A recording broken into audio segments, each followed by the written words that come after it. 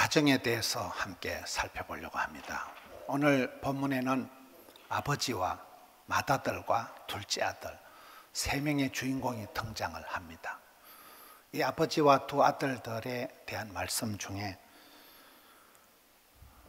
이 세 사람의 주인공이 저와 여러분 속에 다 들어있다는 거예요. 내 안에 내가 많아 이러잖아요. 내 안에 그런 탕자와 같은 둘째 아들과 같은 갈 때까지 가보고 싶고 지껏 챙기고 싶고 철딱선이 없는 그 막내의 기질, 철없는 그런 둘째 아들과 같은 탕자와 같은 탕녀와 같은 그런 기질이 사람은 누구든지 있다는, 그런 기질이 없는 사람은 사람이 아닙니다. 그리고 또 이게 맏아들, 어떻게 보면 참 허물이 없는 멋진 아들 같지만은 이 맏아들 역시 부모님 속을 썩인 건 똑같은 거예요. 탕자는 집 밖의 탕자였지만은 이 맏아들은 집안의 탕자다. 그렇게 성실하고 알뜰하면서도 아버지의 그 본심은 이해를 못하고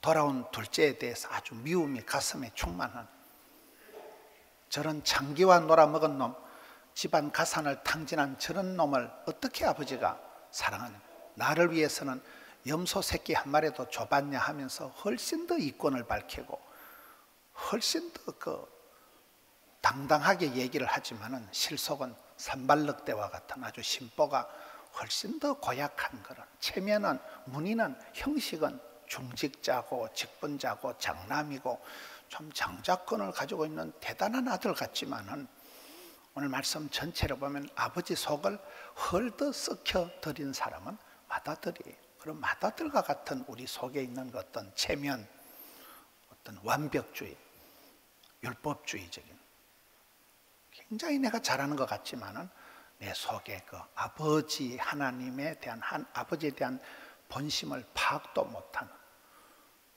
지가 진짜 아버지의 마음을 알았으면 일하는 걸 중단하고라도 가서 동생을 데리고 와야 되는데도 자기가 이 일을 그만두면 이 집안이 망할 것 같은 그런 완벽주의에 일 중독에 빠진 사람이 이 맏아들입니다. 이 맏아들의 어떤 그 속썩임, 그런 어떤, 저는 우리 성도님들 중에 많은 부분이 이 맏아들적인 장자권을 확보하고 직분을 감당하고 가출도 하지 않고 멋진 그런 맏아들 탕자의 형님 누나 같은 사람들이 많다고 봅니다. 그런 모습이 우리 속에 다 있다는, 체면치레하는 그런 모습. 그러나 오늘 말씀의 주인공은 아버지예요. 아버지. 아버지의 그 마음, 아버지의 본심이 어떤 분인가. 이 세 사람의 주인공이 등장하면서 가정에 대한 이야기를 우리가 살펴봅니다. 요람에서 무덤까지 가화만사성, 가정에 대한 것을 우리가 많이 볼 수가 있습니다. 하나님께서 교회를 만드시고 가정을 세우셨는데 모든 정신병의 진원지가 가정이다. 사랑과 행복, 모든 관계의 시작이 가정이다. 그래서 가정이 어떠냐, 부모님이 어떠냐에 따라서 왕대밭에 왕대나고 쫄대밭에 쫄대나고, 좋은 사람 집에 좋은 사람이 나오고 도둑놈 집에 도둑놈이 나오는 본때가 생기는, 좋은 가정은 하나님께서 천대까지 붙드신다. 여러분, 우리가 가정은 포기할 수가 없는 것입니다. 최초의 관계가 형성되는 데가 가정이에요. 아기가 태어나면 할아버지, 할머니, 아버지, 어머니, 형님, 동생이 형성되는, 최초의 관계가 형성되는 곳이 가정입니다. 사랑과 행복이 싹 트는 곳이 가정입니다. 가족 사이의 어떤 그 아버지의 든든함, 아이 키우는 아버지, 이 키우는 어머니, 애기들이 길 가다 자빠질 때 엄마야 이렇게 자빠지잖아. 그 엄마에 대한, 엄마 손이 약손이고, 어떤 아버지 어머니 밑에서 자랐느냐, 어떤 형제지간의 우정을 형성하면서 자라느냐에 따라서 그 아이의 인성이, 그 아이의 정서적인 게 백발백중 형성이 되고, 가정에서부터 이게 문제가 생기면 이게 트라우마가 되고 우울증이 되고 이게 정신분열로 흘러가는 모든 정신병의 진원지가 가정이라. 어떤 사람들은 사랑하며 존경하는 부부관계를 이루고 서로 섬기고 나누는 그런 형제 우애를 이루는 가정이 있지만 어떤 가정은 적과의 동침, 사랑과 전쟁, 그런 가정들이 많잖아요. 우리 명절을 지나면서 가정에 대해서 생각을 하게 되는데, 우리의 가정이 어떻는가, 가정의 현주소, 우리의 가정의 어떤 상태를 오늘 말씀을 통해서 살펴보려고 합니다. 오늘 이 둘째 아들의 문제가 두 가지가 있어요. 둘째 아들 탕자의 문제가 뭘까요? 첫째는 아버지를 오해하는 거예요. 아버지를 이해를 못하고 아버지를 오해하는 데서부터 모든 문제가 생깁니다. 내가 이 집에 있어봤자 영원히 세컨드밖에 안 된다. 아버지를 제대로 알지를 못하고 아버지를 오해한 것이 비극의 시작입니다. 둘째는 아버지 도움 없이도 자기 스스로 잘 할 수 있다는 착각을 하는 거예요. 그래서 아버지 곁을 떠납니다. 오늘 말씀의 시작은 보면 아버지 내 분깃을 주세요. 이 분깃이라는 것은 유산을 말하는, 상속받는 유산을 말하는, 자기 것을 빨리 챙기는 거예요. 아주 이기적인, 호기심이 많은 둘째 아들, 막내 아들입니다. 흔히 얘기할 때 선물이 중요할까요? 선물을 주는 사람이 중요할까요? 선물보다 중요한 건 선물을 주시는 분인데, 사람들은 흔히, 아이들은 보면 선물 가지고 싸우는 거예요. 여기에 지금 주신 자도 취하신 자도 다시 주실 분도 아버지인데, 아버지가 자기에게 물려줄 유산을 진작 미리 챙겨가지고 떠나는 거예요. 아버지에 대한 그런 오해를 가지고 떠난 것이 이 둘째 아들의 비극입니다. 근데 둘째 아들이 천만다행한 것은 또 두 가지가 있어요. 한 가지는 아버지께로 얼른 돌아온 거예요. 아버지께로 돌아가자. 내가 여기서 줄여 죽는 거라. 여러분, 인생은 돌아가는 게 인생의 가장 큰 일이잖아요. 돌아가는 길. 연어가 자기 고향을 향해서 돌아가듯이 기농, 기촌, 기어 이런 말이 있더라고요. 농촌으로 돌아가는 걸 기농이라 하고 어촌으로 돌아가는 걸 기어라 하더라고요. 기향, 고향으로 돌아가는 걸 기향이라 하잖아요. 또 기천이라는 그런 시가 있더라고요. 천삼병이라는 그 사람이 무진 고생을 많이 하고 시를 지었는데, 오늘 칼럼에 보면 나 하늘로 돌아가리라, 아름다운 이 세상 소풍 끝나는 날 가서 아름다웠다라고 말하리라.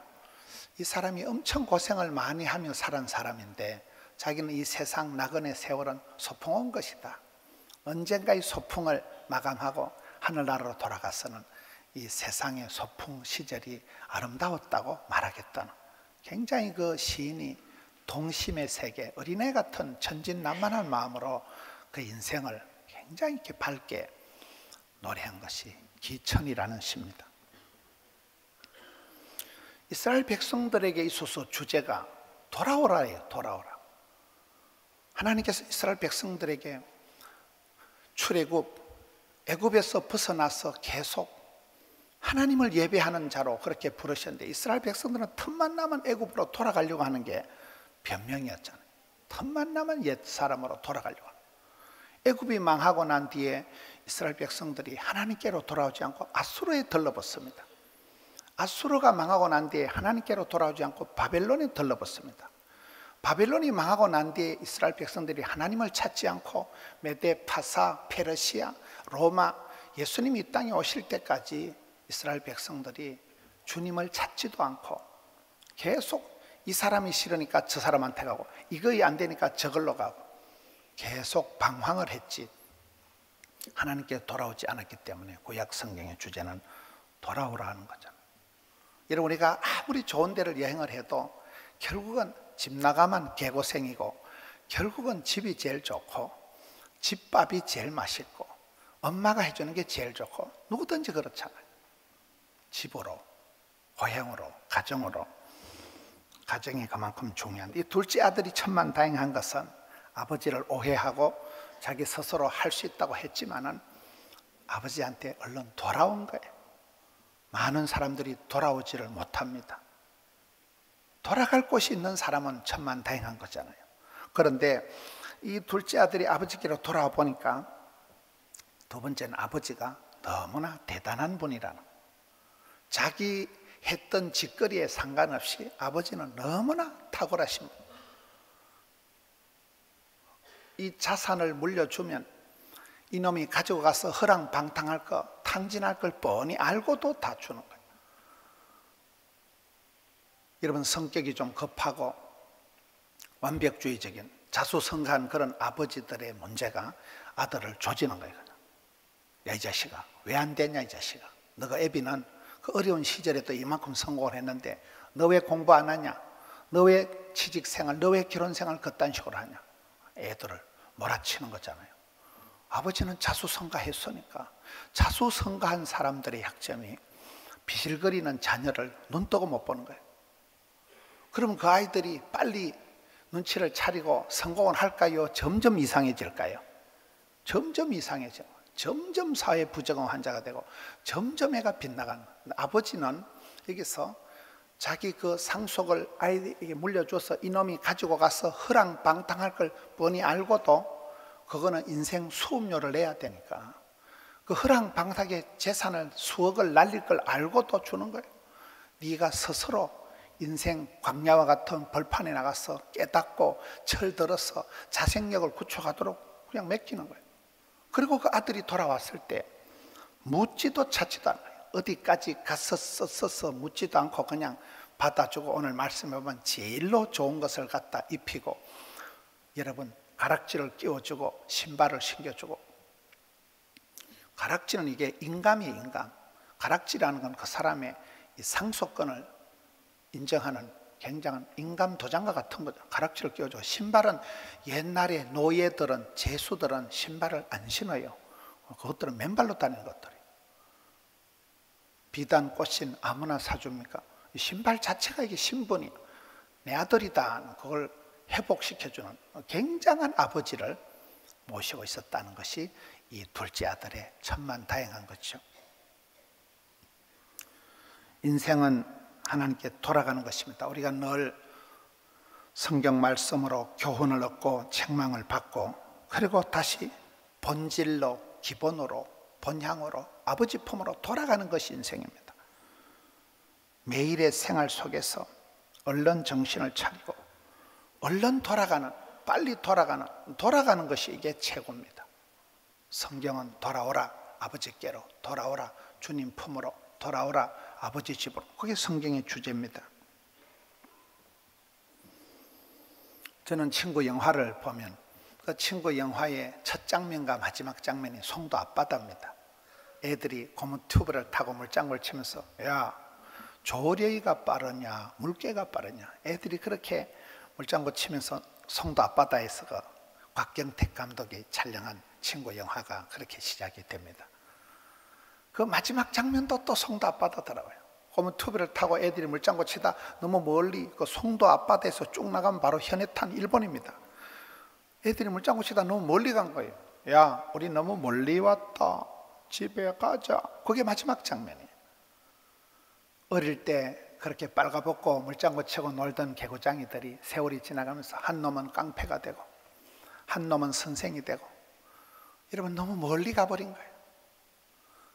여러분, 우리가 신앙생활 할 때는 거리 유지를 잘해야 되고, 체온 유지를 잘해야 되고, 속도 유지를 잘해야 되고, 방향 유지를 잘해야 됩니다. 그렇잖아요. 성경 말씀에 포도나무 비유에 포도나무 가지는 줄기를 떨어지면 죽는 거예요. 가지는 줄기에 착 붙어 있어야 돼요. 너희가 나를 떠나서는 아무것도 할 수 없다. 이게 포도나무 비유의 핵심이잖아요. 이 둘째 아들은 아버지를 너무 멀리 떠나버린 거예요. 여호와를 가까이 하면 내게 복인데 하나님과의 너무 거리가 멀어지면 거기서부터 불행이 시작되는 거잖아요. 거리 유지가 잘 돼. 우리가 살다 보면 앞만 보고 뛰어가다 보면 너무 가정을 멀리 떠나고, 사랑하는 가족들을 너무 멀리 떠나 있으면 안 되는 거예요. 가족은 함께 있어야 돼요.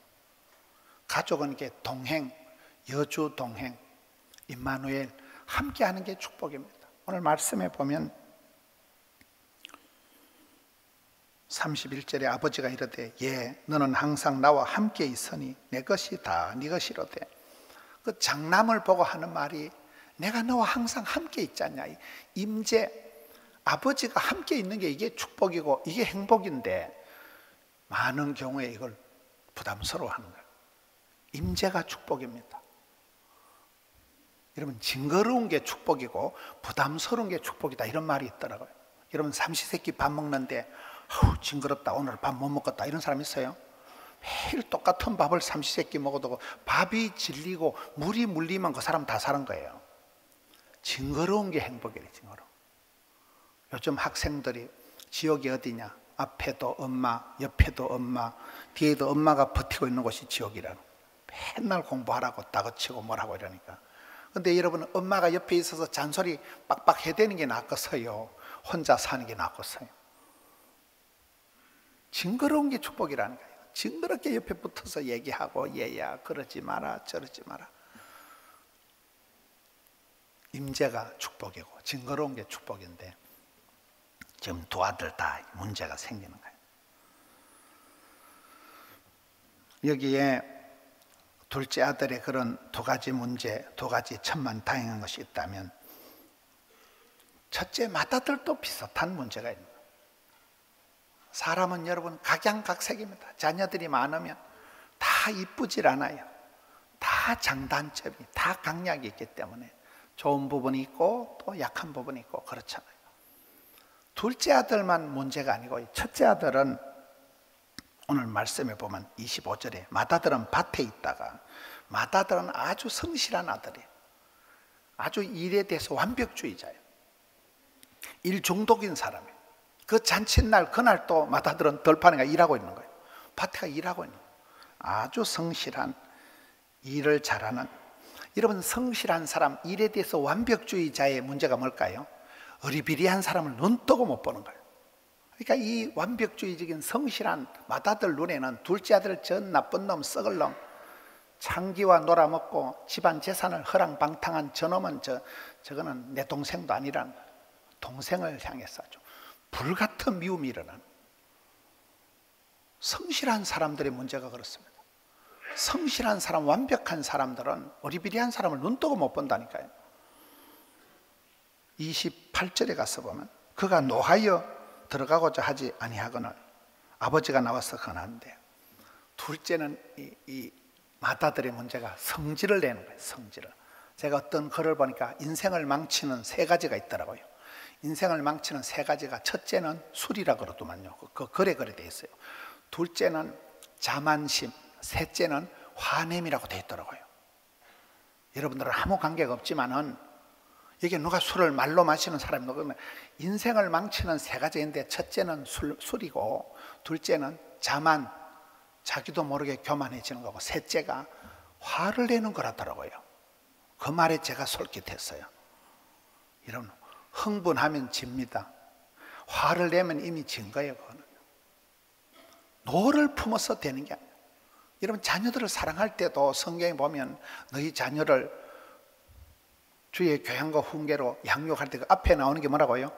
너희 자녀를 노엽게 하지 말고.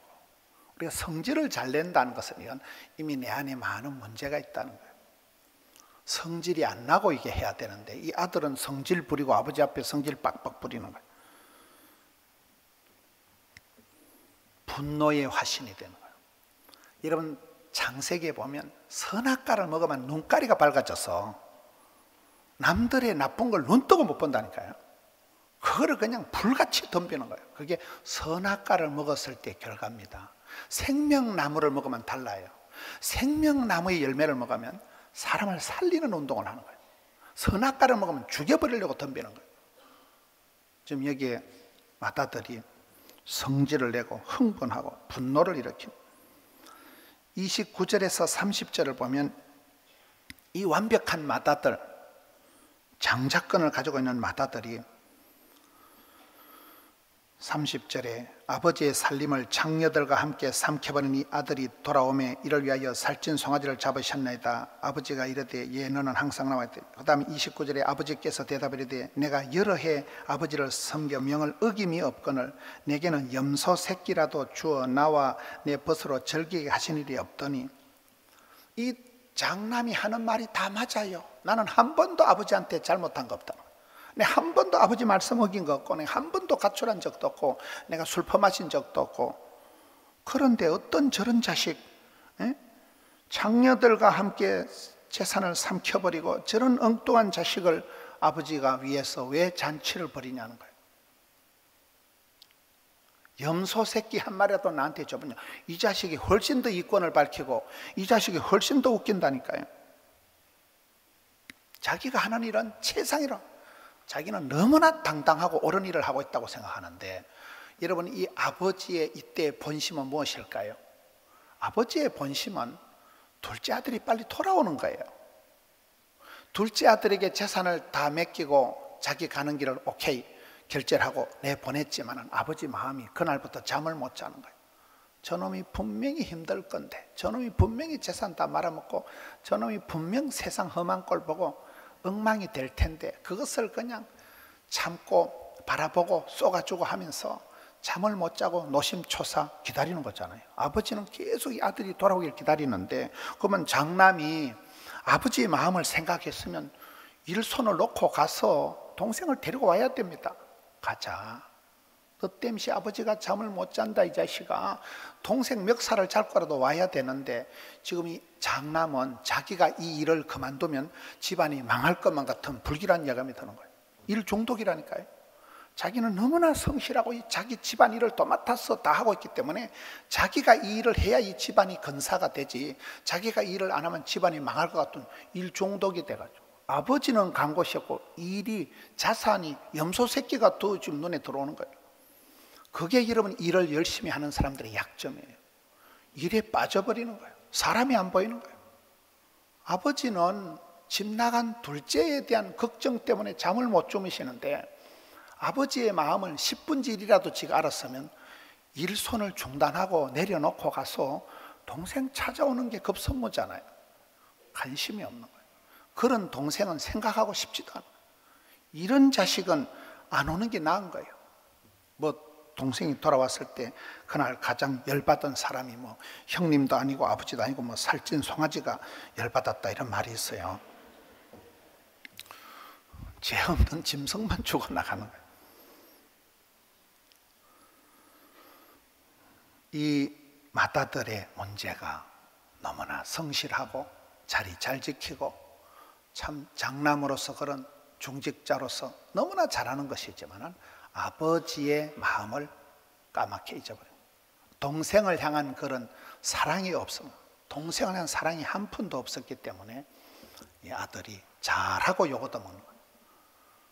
오늘 우리가 그렇게 흘러가기가 쉽습니다. 나도 모르게 율법적으로 흘러가요. 하나님 앞에 나는 잘못된 게 없는 거예요. 그러니까 내가 큰 소리 뻥뻥 치는 거예요. 어리비리한 둘째와 같은 것들을 눈 뜨고 못 보는 거예요. 가정이 깨어집니다. 그런데 이 못난 아들, 잘난 체하는 아들 다 품고 가는 게 아버지잖아요. 얘야, 내 끼 네 거고 네 끼 내 거고 내가 너와 항상 함께 있지 않냐. 나는 너와 항상 함께 있는데 네 둘째가 돌아왔는데 네가 어떻게 그렇게 생각을 하느냐. 이 아버지의 사랑, 기다려주는 사랑, 뻔히 알면서도 다 내어주고 지가 정신 차릴 때까지 참아주는 아빠, 아버지의 본심, 하나님 아버지의 모습, 이게 오늘 누가복음 15장의 핵심입니다. 제일 좋은 옷을 내어다가 입히고, 패션 테라피, 완전히 새 옷을 입혀주잖아요. 제일 좋은 것을.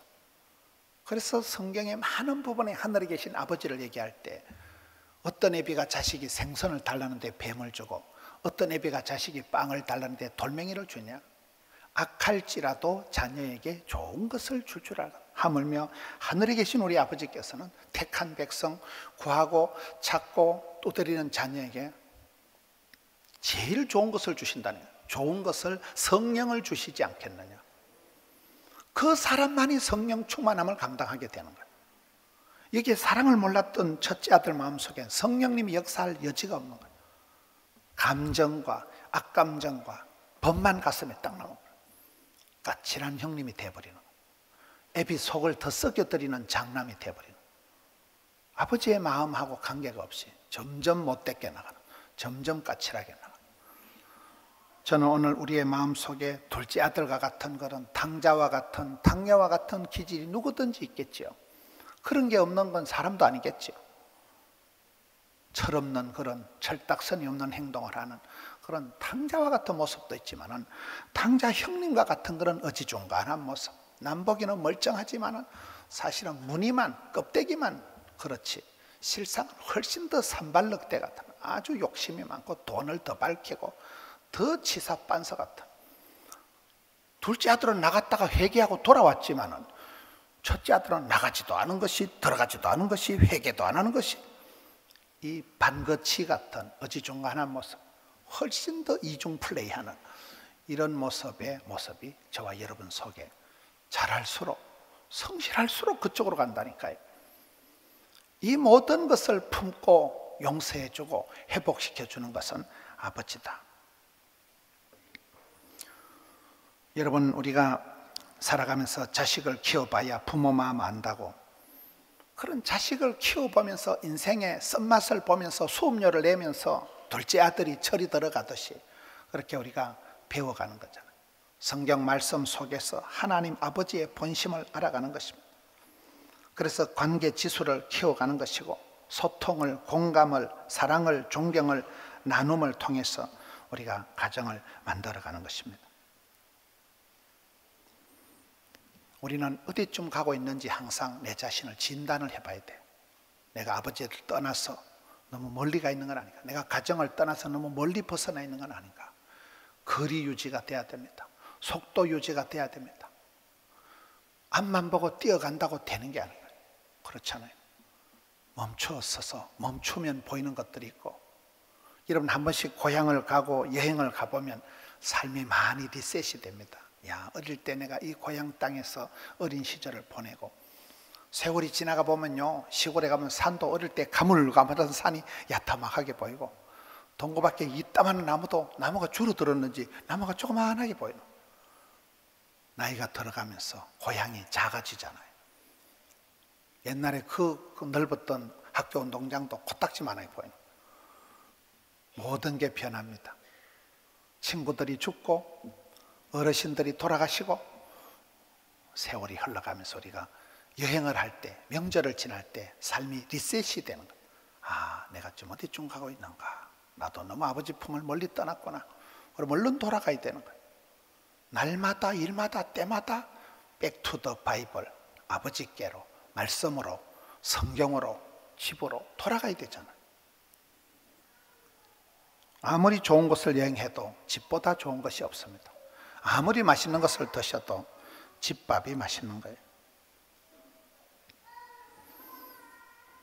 교회는 친정처럼 편안한 곳이 교회가 돼야 되고, 엄마 손이 약손이고 늘 그 어머니의 손길, 아버지의 어떤 기도.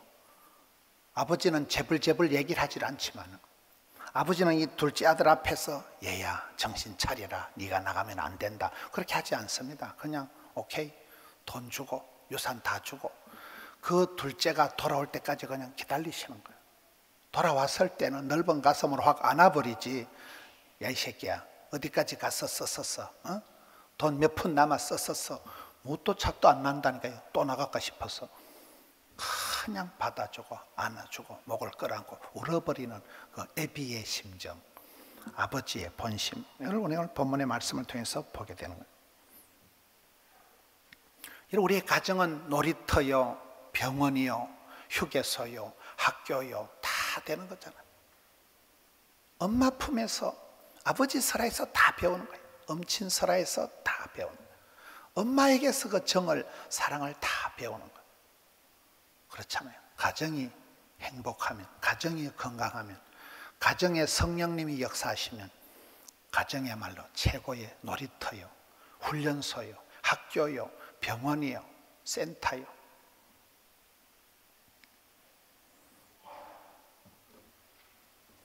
오늘 우리의 가정이 어떻게 흘러가고 있을까요? 점점 핵가족화되고 가정이 해체되고 점점 가정이 소홀해지는 이 시대에 우리가 명절을 지나면서 누가복음 15장에 둘째 아들 탕자가 주인공이 아니고 맏아들의 그 애매한 모습이 우리에게 큰 교훈이 되는 게 아니고 아버지의 본심을, 아버지 하나님의 그 마음을 우리가, 그 사랑을 우리가 깨달아가는 것입니다.